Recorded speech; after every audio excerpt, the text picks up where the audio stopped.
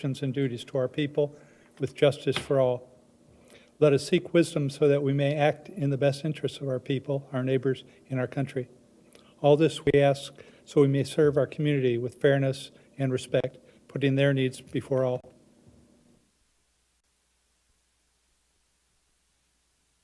Let's take a sentence. Okay, roll call.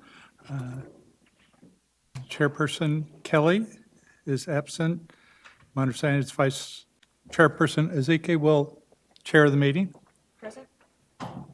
Commissioner Chahal is absent, excused absence. I guess we're asking for that. Commissioner Jane? Here. Commissioner Reinhardt? Here. Commissioner Wing? Present. Okay, and I'm Secretary Mike O'Halloran. Thank you. So we're missing Steve Kelly and Rush. So I move Chahal. to excuse Commissioners Kelly and Chahal. Second. All in favor? Aye. Aye. Okay. Commission procedures. Hearing procedures.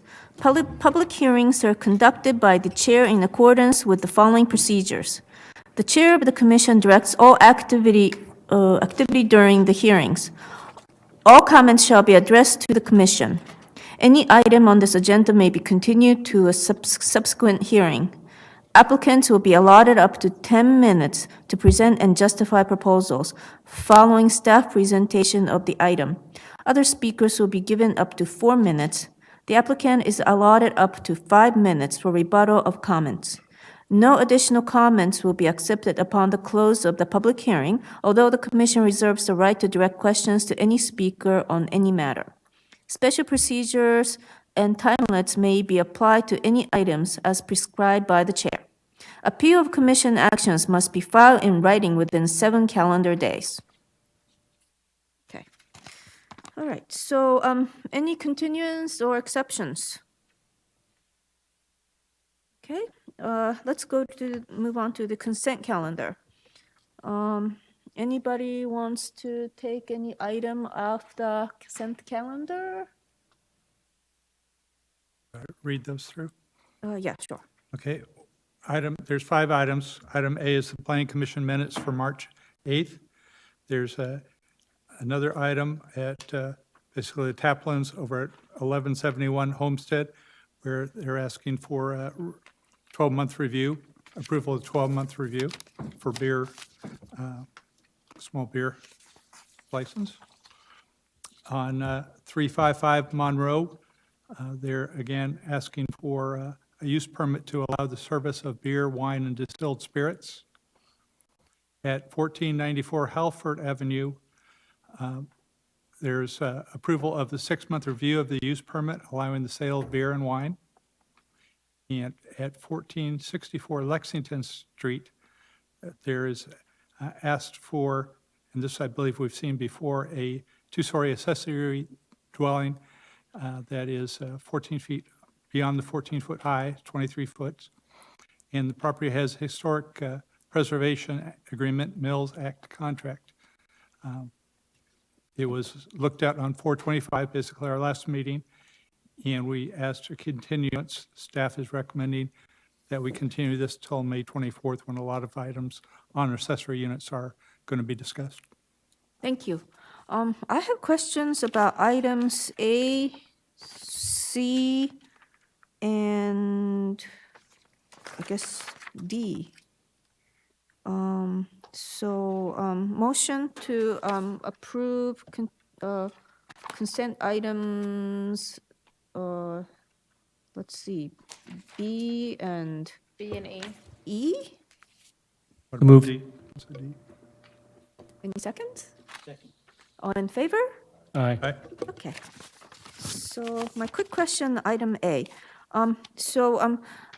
This is the meeting from March 8th, and it's the first part of our discussions on the ADU.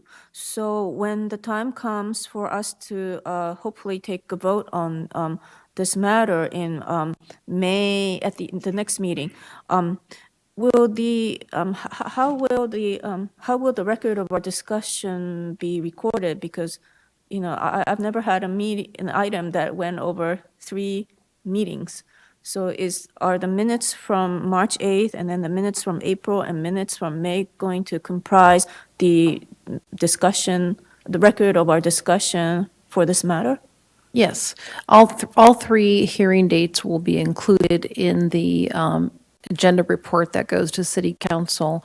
But what we will focus on is, of course, your ultimate motion. So that will be the recommendation that's to city council with the final language that you choose to make a recommendation on. But yes, all three sets of minutes will be there.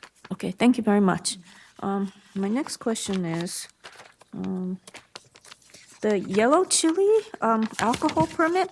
I remember that when this commission approved the alcohol permit for other restaurants in that same development on Monroe, we had some discussions on the hours. So is the applicant asking for the same set of hours as another alcohol permit that we've already approved? I wasn't sure.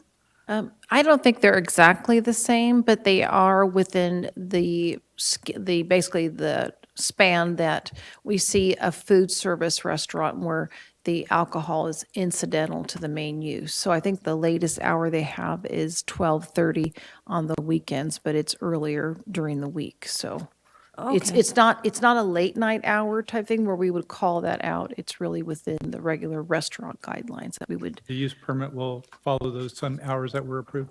Yes. Yeah, and I don't think this place has outdoor seating, so No, there's no outdoor seating with this one. this is less controversial. And, let's see. Oh, I'm now. sorry. Okay, so that actually closes at 11 Monday through Thursday and then 11:30 on the weekends. So that's, for a restaurant, I mean, it's fairly early for us because I think the ones that the commission has had concern about is when they're after 1 o'clock or 1 or 2 o'clock. And usually we start out with one earlier set and then see how it goes, and then they come back for expanded hours. But this is this is really including the restaurant closing up. And no issues. No, and then just to let you know that the ABC actually allows, they don't restrict the hours.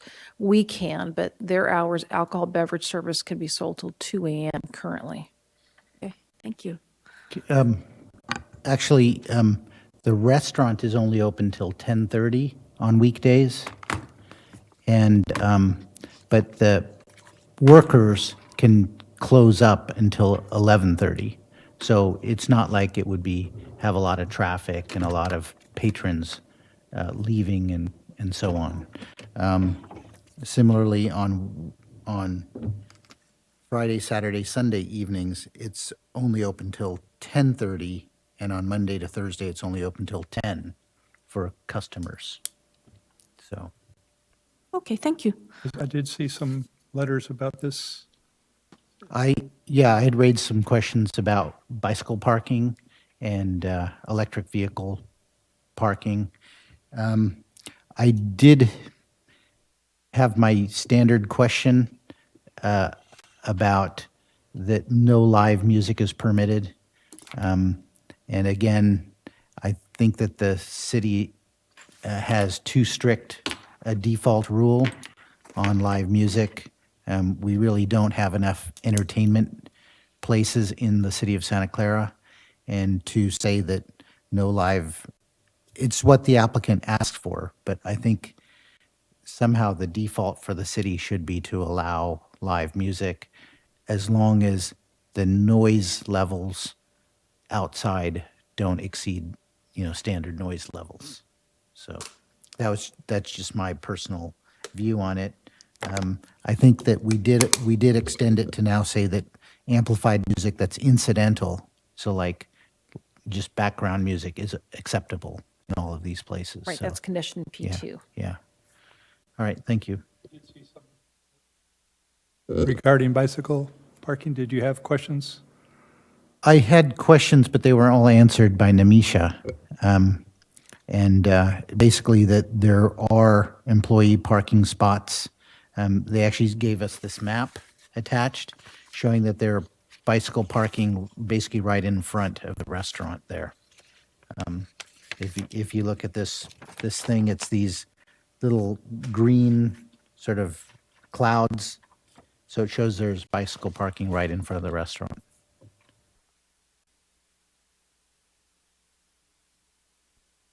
Thank you.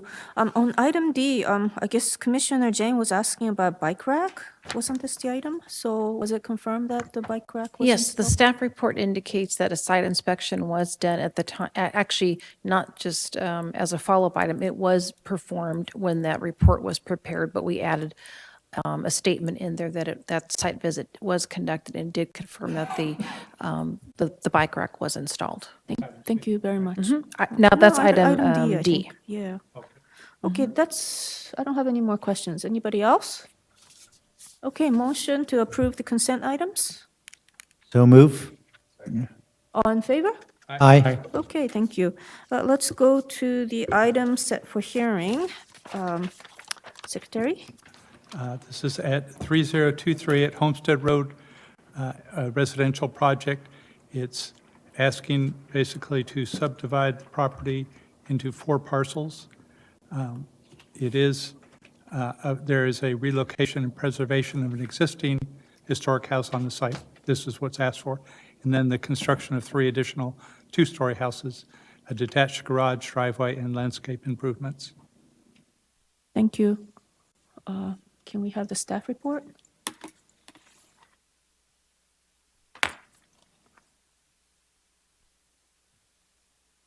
Yes, thank you.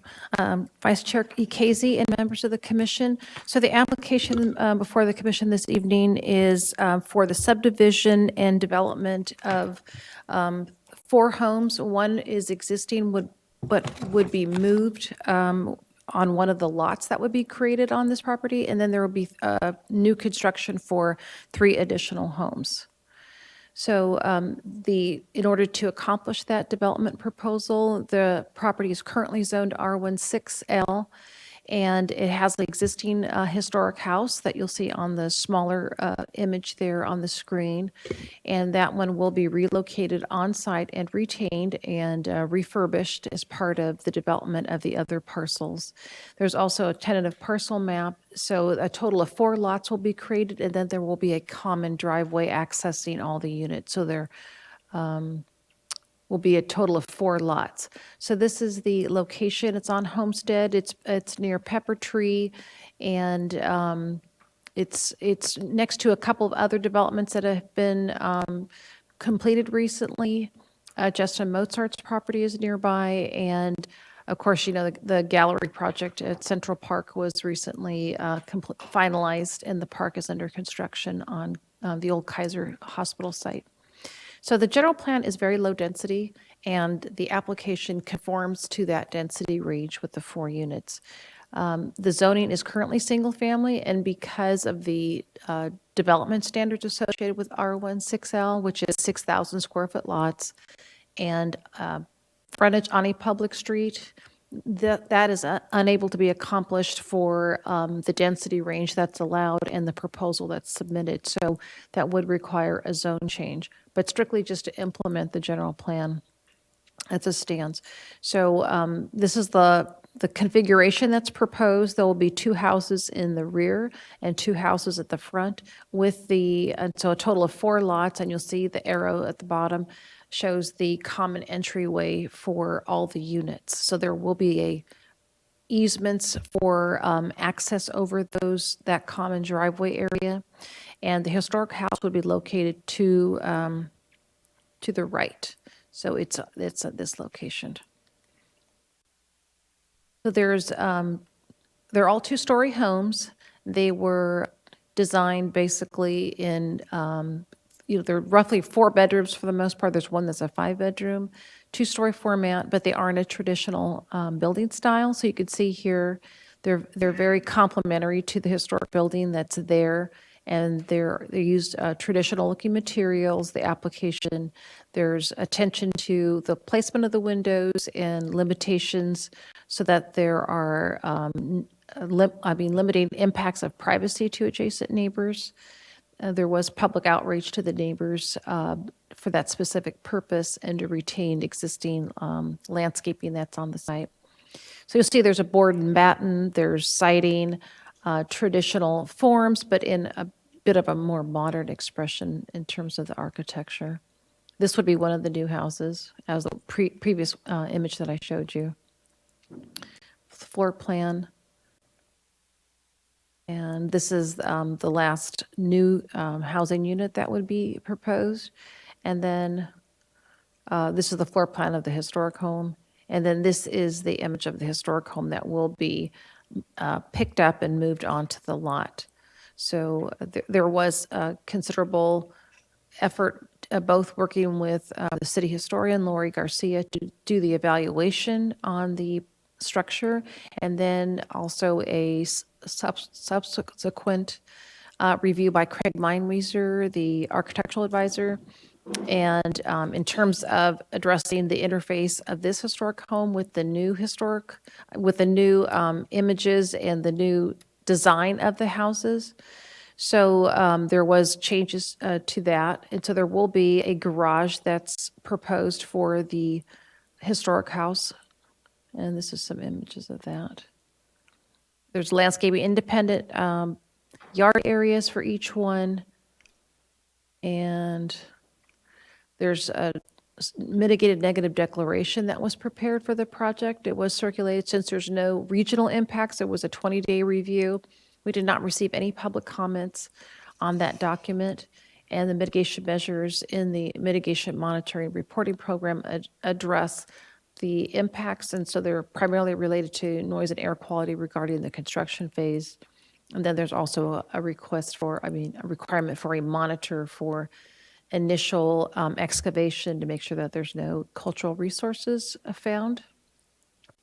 Considerations: the buildings are designed to minimize the privacy impacts and preserve existing trees. This was an important consideration for the neighbors. This was reviewed by the Landmarks Commission since it is a structure that's listed on the significant and architecturally significant and historically significant properties list. They did recommend approval of the project with the condition related to one of the windows and at the basement level. And then there was also a request for the houses I'm sorry, this is a part of what's incorporated into the project proposals, that all the houses would be pre-wired for solar roof panels, and that and also to accommodate electrical vehicle charging outlets in the garages. So it's not for until you reach a certain number of units. So yeah, there's a tiering of and perhaps the architect can address that, but I think this is a voluntary measure. And then our recommendation is that the Planning Commission make recommendations and adopt the resolutions that we've prepared, recommending approval and adoption of the mitigated negative declaration and the MMRP, and recommend City Council approval of the rezoning from the R16L single family residential to PD plan development to implement the general plan. And so with that, I'll conclude. And the applicant also has a presentation. So as soon as you're ready for that, I'll bring that up. Thank you very much. Any questions? Yes, I do have a question. On the sheet, you have the square. Commissioner Halloran. I'm sorry. On the sheet, you have the square footage of the residence and the gross floor area, and those seem high. How does it work in terms of they're over 40%?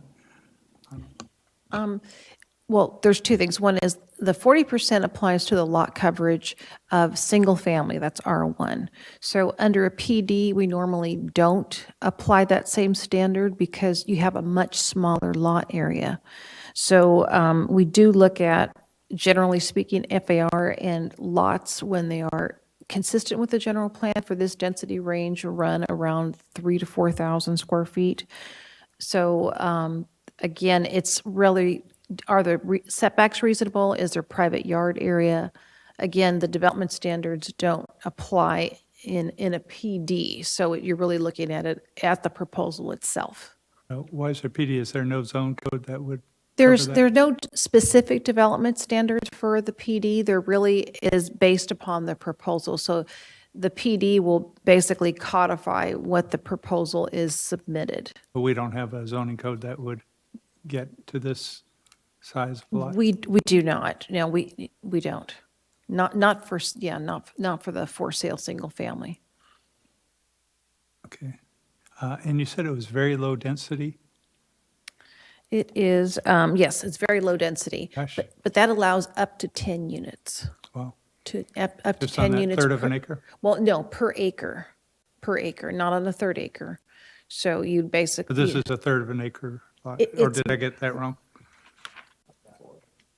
Yeah, it's, Oh, well, okay, no? Fourth of an acre, which is smaller. no, it's not a fourth, it's, yeah. What is the Tenth of square an footage? acre. You have it, 0.39 acre site. What does that equal? Is that like 15,000 or 20,000? It should be like around 18,000, somewhere around there. Still doesn't seem like real large. No, but this is similar to the other two projects that we've done in that neighborhood, so. Okay, And it is conforming to the density range. okay. Okay, Commissioner Jane?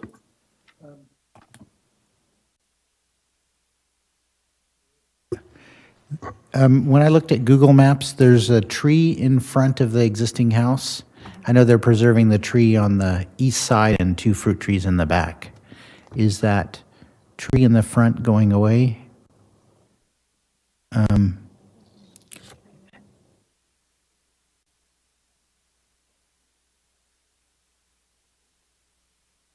Does it have to be replaced 2 to 1?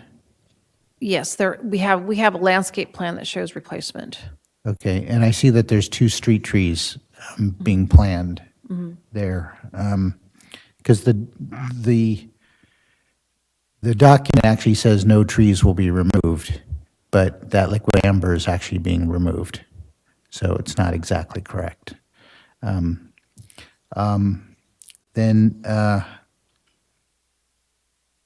Then somewhere in there, I saw some reference to sprinklers. Now, clearly, the historic home will not get sprinklers, but the other homes will have sprinkler systems. Is that correct? I can ask the applicant Yeah. after there. And then, yeah, I was concerned about an FAR of 0.6. And then the other thing is that the Historic Landmarks Commission talked about this basement window. When the house is being moved, will they build a new basement there? Because the other buildings will be on slab, concrete slab at grade, but I wasn't sure, maybe the applicant can describe that basement window later. And then sort of my standard question is, presumably there will be a CCNR to cover the shared driveway and the shared parking spots Yes. and so on? Okay. Thank you. Thank you. I have one question. So the staff recommendation does not include any approval of a subdivision? So this is not going to be subdivided? It does have a parcel map, but under 5 lots, the Planning Commission, under our statutes, does not require Planning Commission review. We just tell you about it, but it's only City Council approval under our subdivision code. I'm sorry, I didn't follow. Because in other developments, I saw the subdivision Right. as part of the recommended items. So this is Yeah. different? There's 2 types of lot, say, splits. There's a subdivision map, which includes 5 or more parcels, and then there's parcel maps that are less than 5 parcels. So when they're less than 5, it does not require Planning Commission review Oh, okay. under the city code. But it is going to be subdivided. This is going to be Yes, sold. but it's only the purview of City Council on parcel maps. Got it. Thank you very much. Okay. Okay, any other questions? Would the applicant like to present the proposal?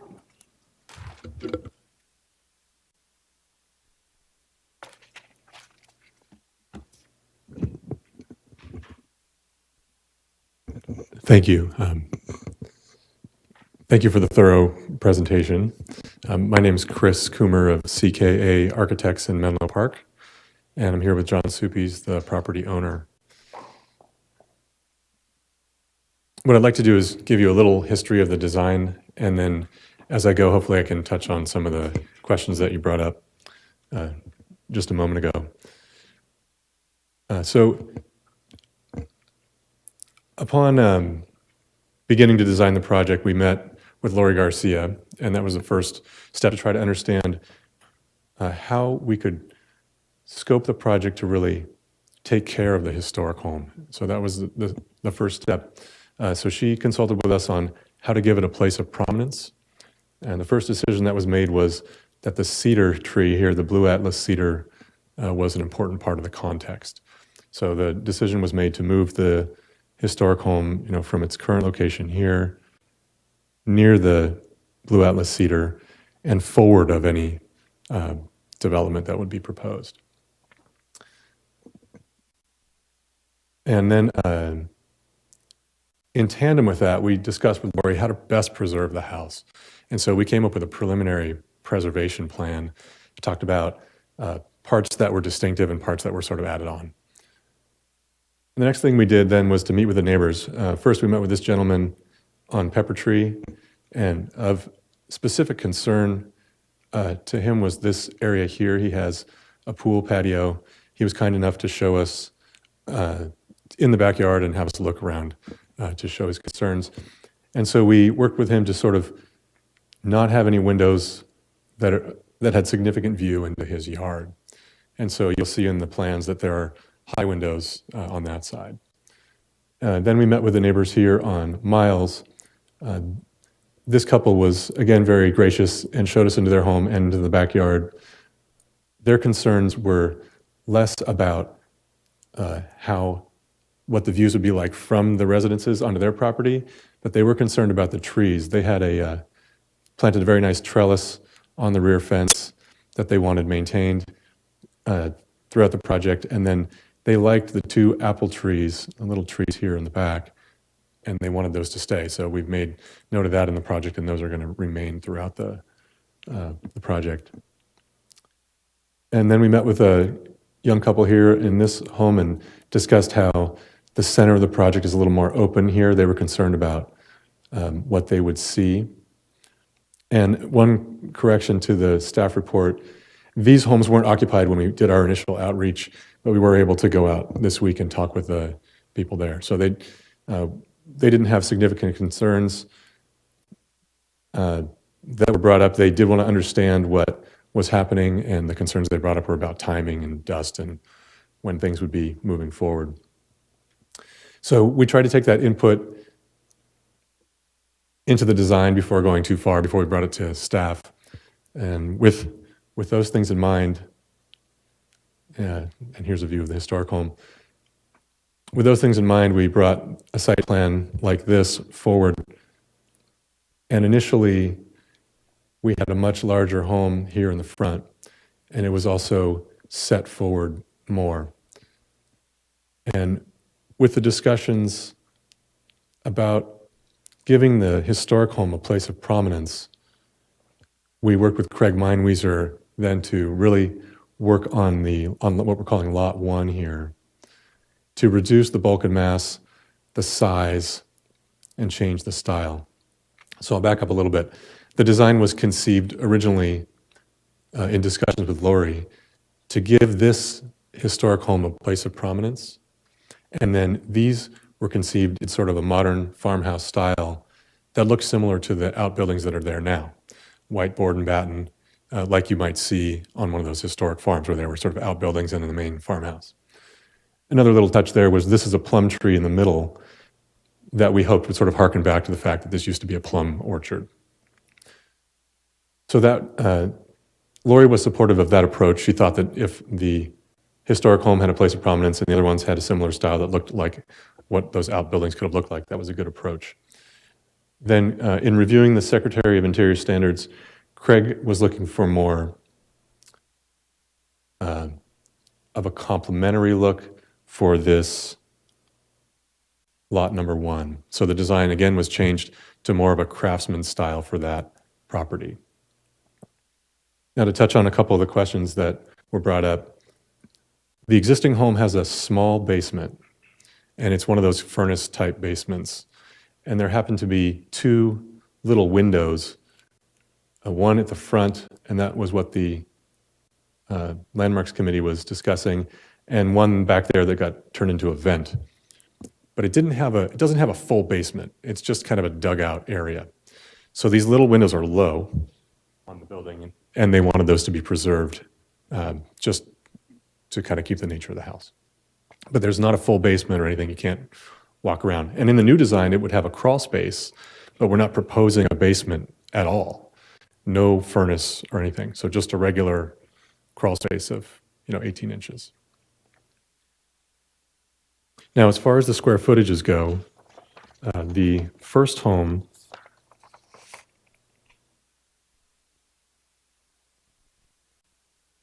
was reduced. We have 2,600 of total, but it's 2,200 of living space for this one with 400 garage. The rear 2 have 2,300 of living space, these 2 here. And the historic home ends up being did I get that right? 2,300 as well. I'm sorry, that's 1,900 with a 440 square foot garage. So then in working again with Craig, we took this front unit and completely revised the building plan to try to be more sensitive again. So the style was changed, and we really tried to incorporate an approach where a lot of that first floor is, the second floor is within the roof. And that was the thinking, was to sort of have living space within the roof and some dormers that give a hint of the second floor but aren't prominent. This was the original elevation here on Homestead, and this is the revised one. So we lost quite a bit of square footage, but I think it was successful in certainly reducing the bulk and trying to complement the existing house. Here's kind of the initial sketch, and then this is a rendering of what the design would look like. Here's from the other side. And these are a summary of those reductions. We just lost 5.5 feet in height, and 5 feet in setback, and 480 feet in square footage as a part of that. Now, other aspects of the design that I think are important to note here, that green building strategies are being employed, and we had a summary in our letter. I'll just go through a couple of them. And we talked about the pre-wire for solar, car charging, LED lighting throughout, windows and doors being high performance, interior air sealing, efficient mechanical systems, daylighting strategies, structured plumbing, tankless water heater, engineered wood being used throughout, energy efficient appliances, and the drought resistant landscaping. These are things that John has incorporated in other projects and are above and beyond the California Green Building Code.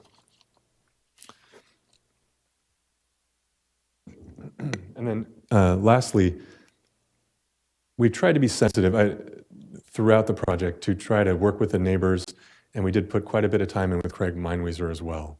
And so hopefully the approach has been considered so that particularly this home, the front home, is sensitive to the historic home.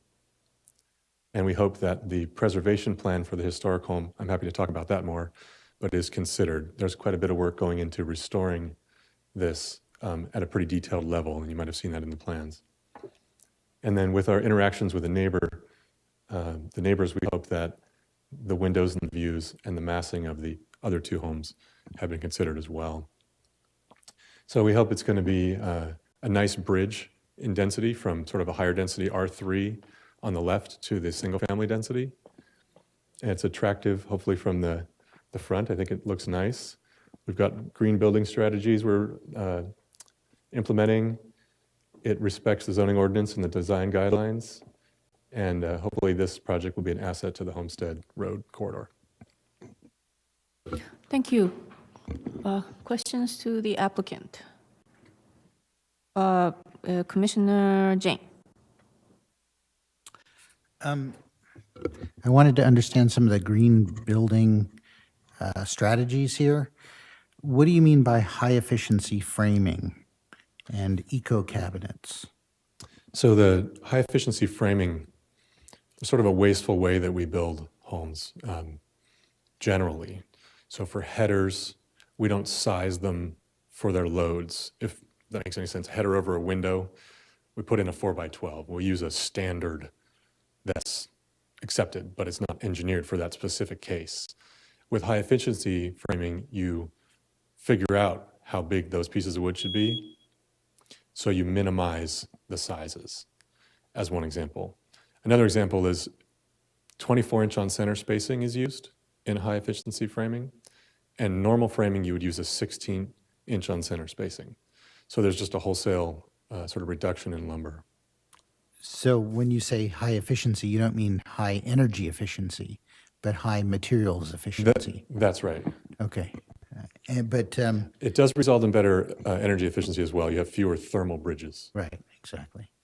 And then what do you mean by high performance insulation? So in a wall cavity, a 2x6 wall, you can fit R19 is a insulation standard.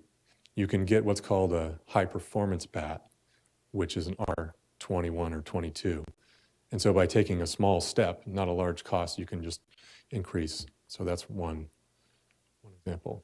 So are you saying that the exterior wall framing is 2x6 instead of 2x4? Okay, good. That's correct. And then what are eco cabinets? So in the production of cabinet making, historically there's been a lot of VOCs being used. And so this is more of a indoor air quality item. By using certain materials that don't have as much, as many toxins in them, you just have a cleaner indoor air environment. Sure. That's right, that's- Formaldehyde free. Okay, good. Now, I think the other question, a couple of questions were that the documents say that there's EV charging capability, but it doesn't specify the level of charging. And I just wanted to make sure that it was going to be level 2, 240 volt, 30 amp minimum. I don't know if, yeah, that would be great. I just wanted to clarify that because it wasn't specified. And the new buildings will have sprinklers? Correct. Okay. And finally, I know you talked about tankless water heaters. And have you looked at heat pump water heaters?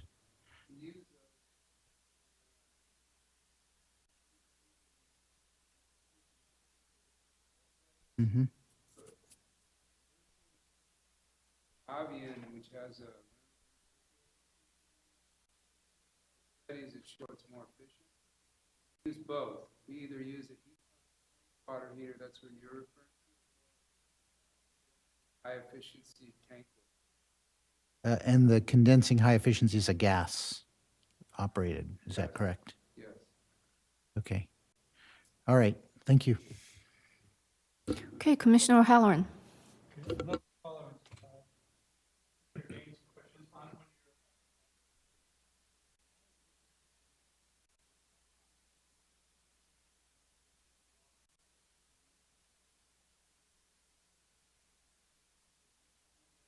Yeah. The California Energy Commission, about a decade ago, came out with a plan for structured plumbing. And on a normal plumbing system, a lot of water is wasted waiting for hot water. Tremendous amount.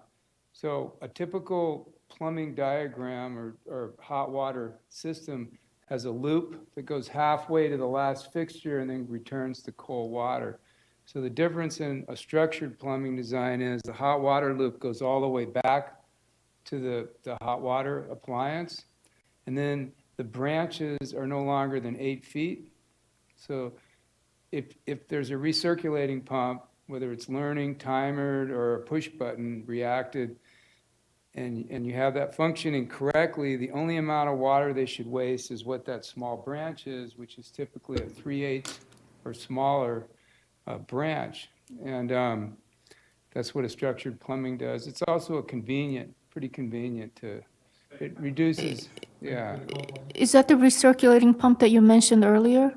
Right, and the hot water tank we use has a learning system where it starts timing when people use it, so you're not recirculating all the time, or a lot of recirc pumps are set on a timer and what's called an aquastat. So you set it for 4 a.m. or 5 a.m. to 9 a.m. and then 4 p.m. to 8, and then the aquastat detects the temperature and it detects a delta T5, so when there's an increase at 5 degrees, it stops the pump from running because the pumps waste a lot of energy circulating water.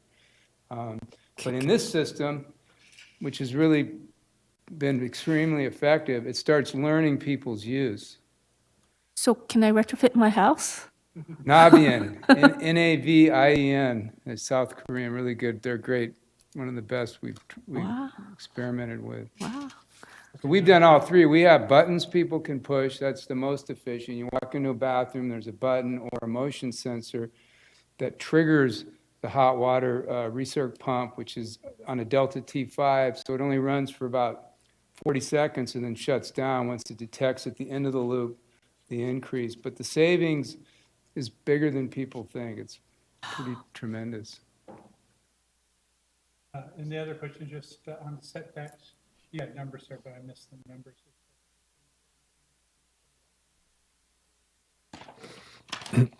At the front, One more. so we went to 18 from, I believe, 13. Yeah, Pushing it back. we pushed it back 5 feet, working with Craig. That was again to just assure. It's just going the other way. I thought you were up a little bit too.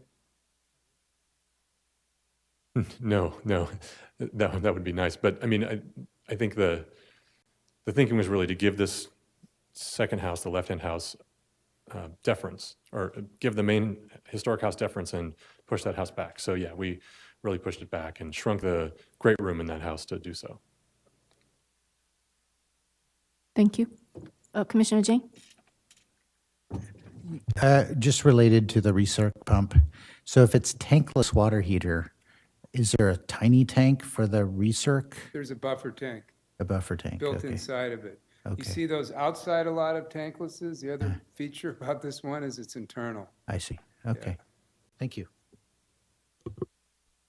Okay, I have a couple questions. So, the old house that's being moved, does anyone live there right now?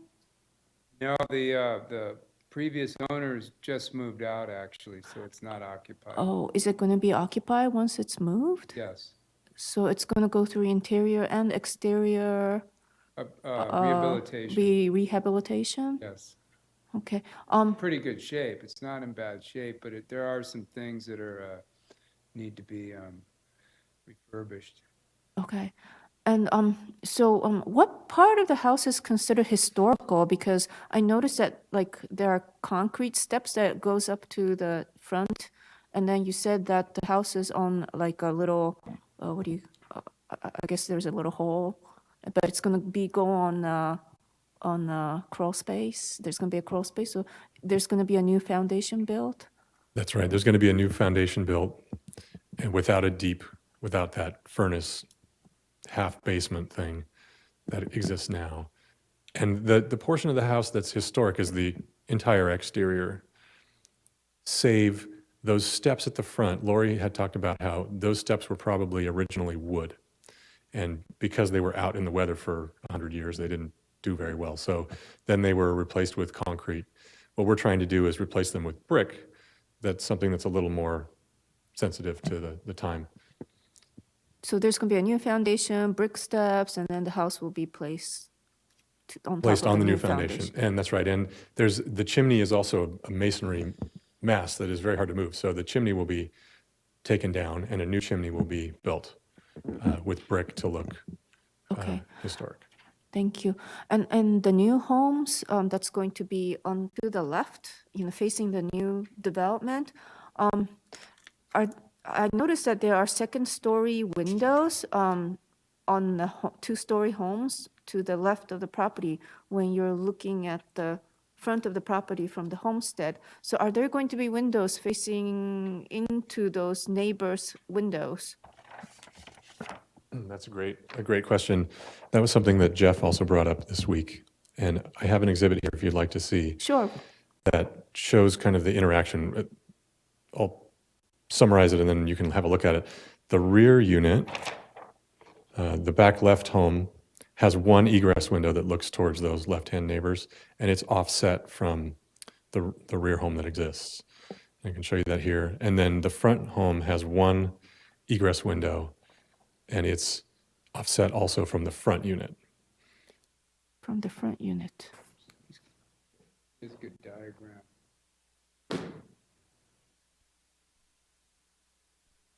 Did our best with the aerial here. This is the rear unit. And for this bedroom here, the egress is in a pocket. Oh, okay. So it's in a recess so that it wouldn't have to look out, Oh, and it faces interior.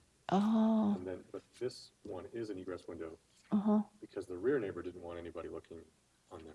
right. So it's looking here, but it's offset from the existing. Oh, okay, And similarly here, there's an egress window here that's offset from a bathroom. okay, understand. But that was something that Jeff pointed out just at the moment. And for example, these are existing egress windows. We have Oh, high windows. No, so these are oh, high windows adjoining them. got it. And if this is a bathroom window, isn't that already, Frosted or something? Frosted, yeah. That's a good question. I wasn't able to tell that, okay. but it's one of those, you can see on the street view that it has a higher sill in this house. Welcome to. Thank you. Would other commissioners like to see? Okay, all right. Okay, so, how about the old homes? They have like tall second-story windows, and when they move, get pushed to the right, is that gonna look over the neighbor's pool and other home, parts of the house? That unit doesn't abut the neighbor's pool. And Right. that, it actually looks over the neighbor's roof Oh, okay. with the cedar tree in between. So this existing house is going to move forward, Oh, okay. and the neighbor has a carport here, Oh, okay. and with the cedar tree between, that I think is going to be pretty minimal. He was really concerned about this area, so we tried to keep all those windows away from there. Got it. Okay, understand. Thank you very much. Windows, what about the shade? The, Shade effect? the shade? Oh, With the neighbors? let's see if I can remember which way is south. So we did discuss that. North is this way. So north is straight up. Thank you. To the west, the sunset is over to. the Right. So left. in the late afternoon, this is casting shade in here. We did discuss that with him. That wasn't a point of concern for him, but yes, it would cast some shadow or some shade there.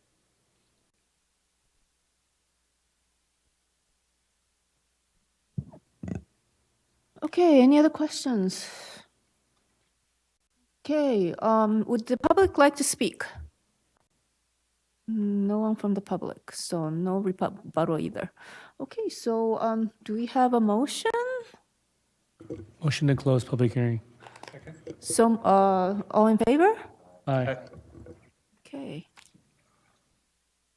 Okay, discussions? Questions? Okay, do we have a motion?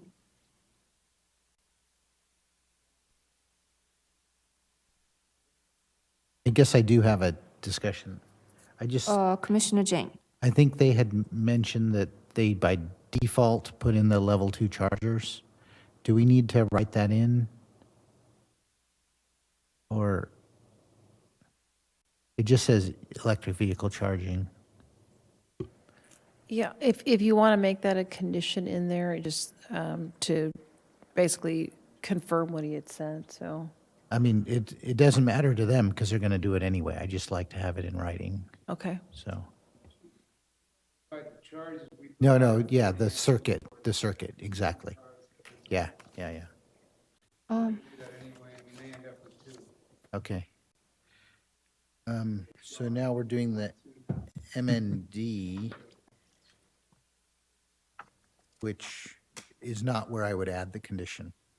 So I move to recommend to City Council to approve a resolution recommending that the City Council adopt the mitigated negative declaration and the mitigated monitoring or reporting program for the project located at 3023 Homestead Road, Santa Clara. Any seconds? I second. Any discussions? All in favor? Aye. Aye. Okay, so this is a recommendation to City Council, and we don't have a date yet, but it should be within about 30 days. Okay, and we need to make a recommendation about the zoning. Oh, thank you. Actually, I have a couple more questions. Commissioner Jane brought up the CCNR, but since he brought it up, I'd like to have a requirement to have the garage spaces made available for parking as part of the CCNR. So we have language actually from the prior project at 967. So it's that the CCNRs will stipulate that the garages shall remain available for parking at all times. So Okay. we can add that in as another condition. Thank you. Yes, please. Homeowners Association. Yeah, it still has to be in there, so. Okay, yeah. I know, we have that in everything we do. Oh, Garage requirements, pretty, okay. So that agreement is going to be used for maintaining the Common guest space. parking too? The road, the driveway and the guest parking? guest parking and all the Okay. And are two garage space, guest parking considered acceptable for this? Yes, because it's 10% of the required parking, since there's two covered parking spaces or two parking spaces per unit. It's only 8, so then a fraction of that, it basically is 1, so this exceeds it really by 1 additional space. Thank you. But there's no parking space in front of the garage, Right, there's the no other extra room on the driveway to park a car. Okay, all right. I'm a little bit concerned about that because it's part of Homestead where there's always not enough parking on street parking. It's something that I know people have complained. And is the house on Lot 4 going to be sold to a new owner? Is that the plan? Yes. Okay, and this is a it's on the It's on the significant properties list, but it does not have a Mills Act. Mills Act. So is the new owner going to be under different set of requirements from those people who will be buying the other 3 homes? They would still be, because it's a significant property. If we adopt our preservation ordinance, if they were to do something, they'd have to come before the Landmarks Commission because it's on that inventory if it requires a discretionary approval. Got it, thank you. Okay, do we have, I actually have. I'm Commissioner sorry, Jane. I have a question.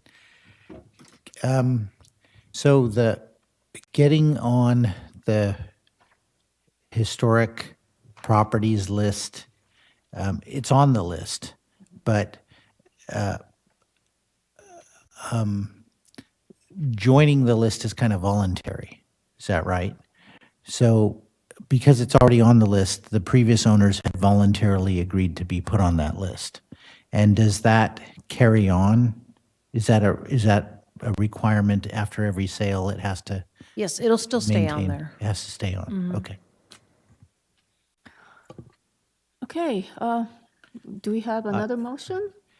Yes, I move to recommend that City Council approve the rezoning from R16L, single-family residential, to PD, planned development of the property located at 3023 Homestead Road, Santa Clara, with 2 conditions. One is that the electric charging circuits in the units be level 2 charging at 240 volts, minimum 30 amps. And that the CCNRs or the maintenance agreement that is established for these common areas stipulate that the garages be always left available for parking. Any second? Any discussions? All in favor? Aye. Aye. Okay, thank you. Thank you. So that is a recommendation to City Council, and that will move I learned a forward lot. in about 30 days. Thank you. Thank you. We don't, okay, I guess we mentioned about the appeals at the beginning of the meeting, so, There's no appeal because this is a recommendation. oh, yeah, okay, got it. Thank you. All right, so, let's go to the next item. Public presentations. Does anyone have a public presentation? Okay. Number 8, reports of commission, board, liaison, and committee.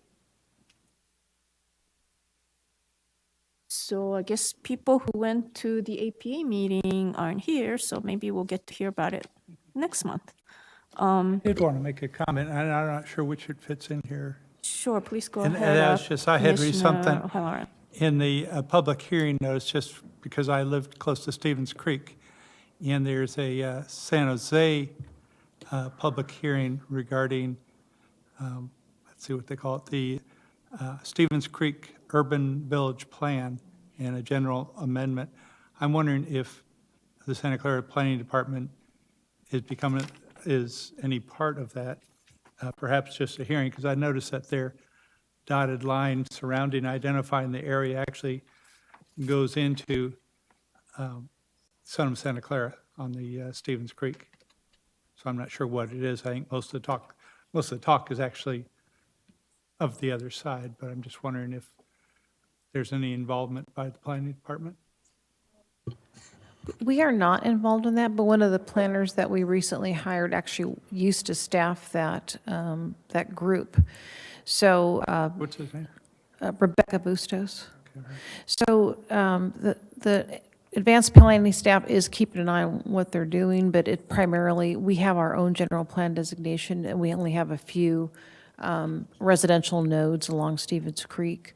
So we're just, we're it being looks like advised of what it is, but not direct involvement. Okay, it just looks like the way they drew it, that at least is considering Santa Clara. Okay, any other reports? Okay, moving on to Director of Community Development reports. Okay, so since your last meeting, the only item that maybe you've already heard is the appeal or the referral back to City Council on 167 Claremont Street was supported by council last night. What happened is it was returned to Architectural Committee to make additional changes to comport with the residential design guidelines. And at that point, the Architectural Committee was discussing the comments that were made by the council, and since there was a lot of comments made about just minor changes, it was ended up that after much discussion, it was referred back to City Council seat for them to decide whether or not the revisions met their intent, because the ordinance was reflective of trying to comply with the design guidelines for patio homes. So after extensive discussion, the council basically said, yes, we support this proposal as presented, and they just felt like it was, the process itself is too onerous, there's some confusion about it, and that they would like to overall simplify the process for single family. And so we're going to be revisiting both the design guidelines and the process going forward. So there will be some additional study on that.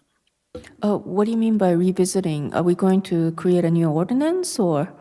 It wouldn't be an ordinance, but there was a request to remove the patio home guidelines from that. So I don't know if that's going to happen, but it would be more like on a voluntary basis potentially. And the other aspect is that we're not having everything go to architectural review, like there may be at more administrative hearings. And there might be like from that, maybe one appeal process for single family versus these multiple step.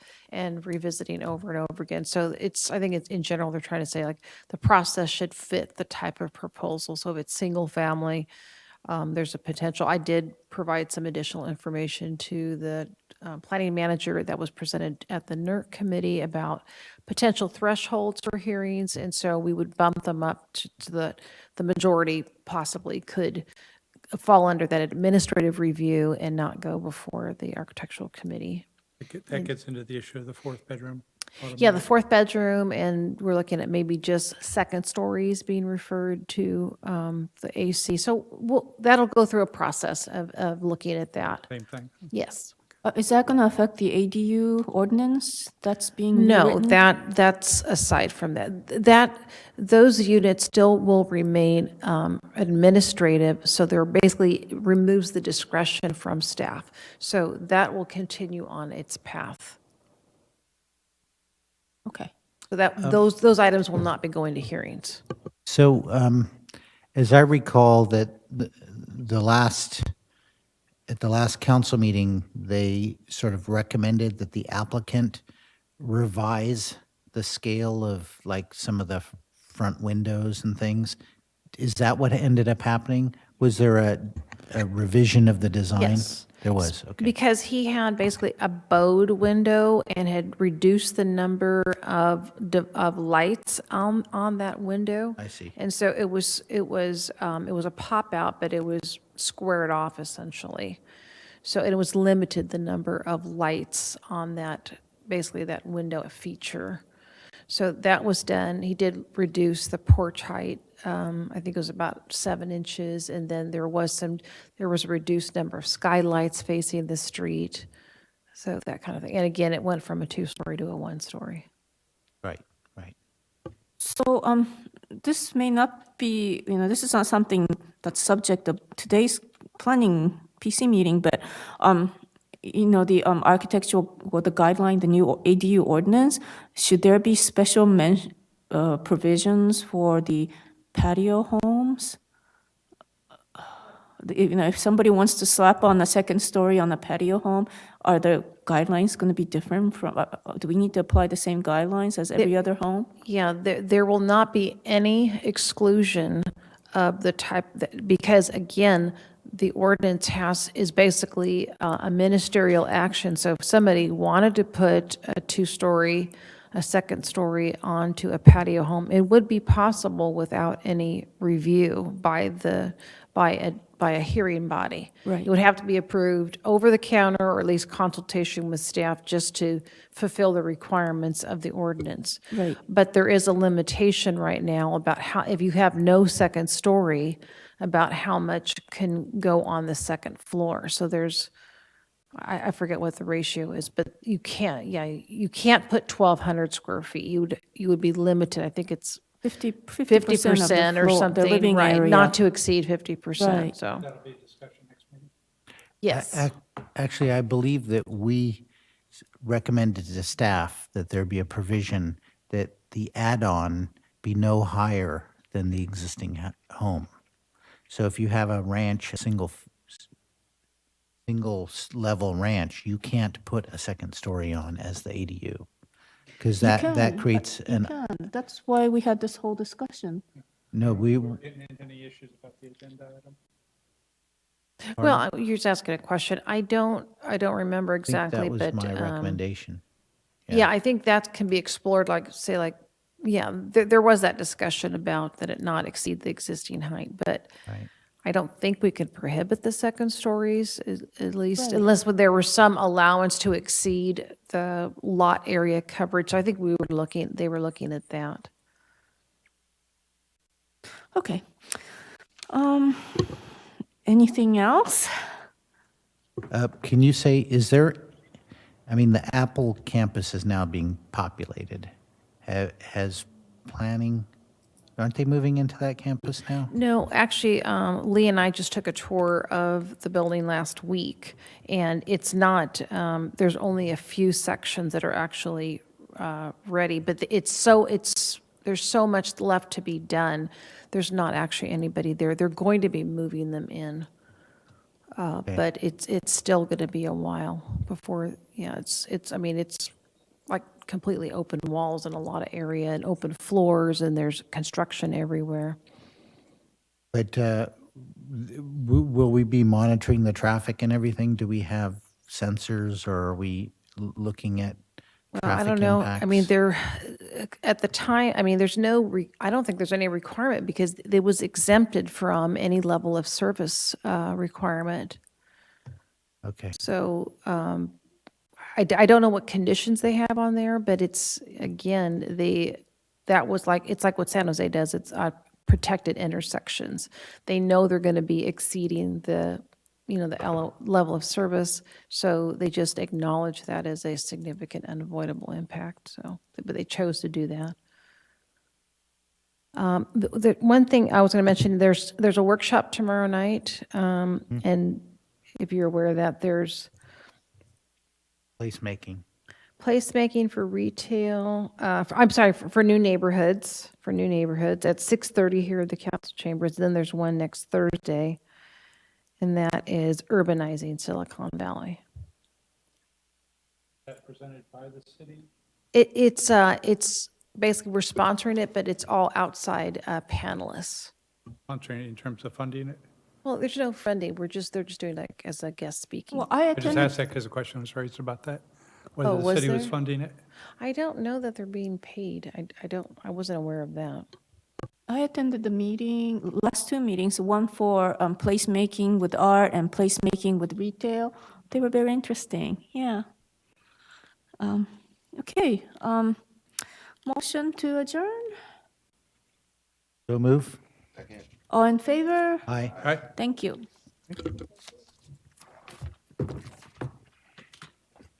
Did you want this?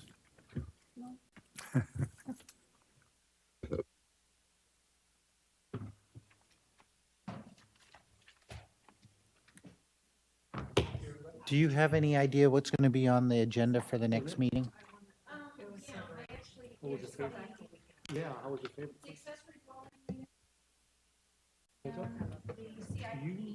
Okay.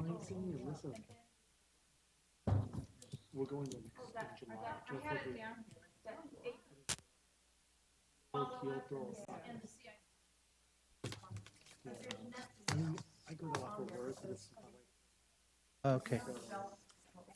Okay.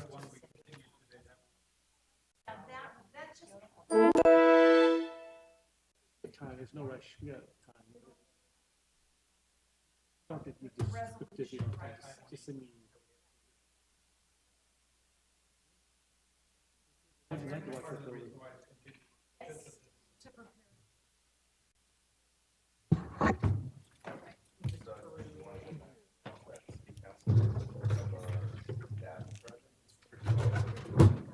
When was that?